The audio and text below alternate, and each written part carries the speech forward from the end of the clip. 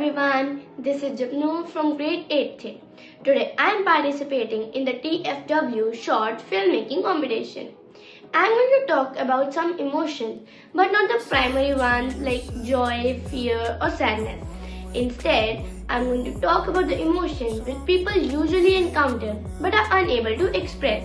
Sonder. Now, this is an emotion which can only be understood by the people who have felt it. Sonder is an emotion that makes us realize that each passerby, stranger or every individual around us has a life that is as complex and vivid as our own. Emotions like occultism and sonnet are similar to this. As for me, I experienced Sonder twice.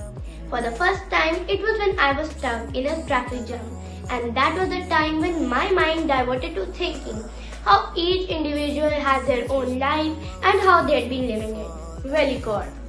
Velikor is the feeling of experiencing the strange nostalgic scent of old books. It captures the atmosphere that arises from the assortment of aging paper, ink and the passage of time. I experienced this for the first time when I sensed my old history book and I loved the scent of it.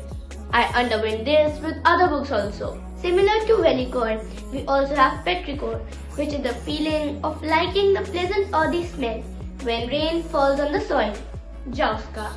A jauska is a hypothetical conversation that we compulsively play out in our minds. It is the imaginary discussion one might engage in. The part where we decide whether we are doing right or wrong is a jauska. Another example is replaying the fight you recently had in your mind, where you say all the right things, correct your mistakes and win the argument. One more case is asking your friend out and then playing his or her responses and then your comebacks in your mind. This feeling of jauska happens to me all the time.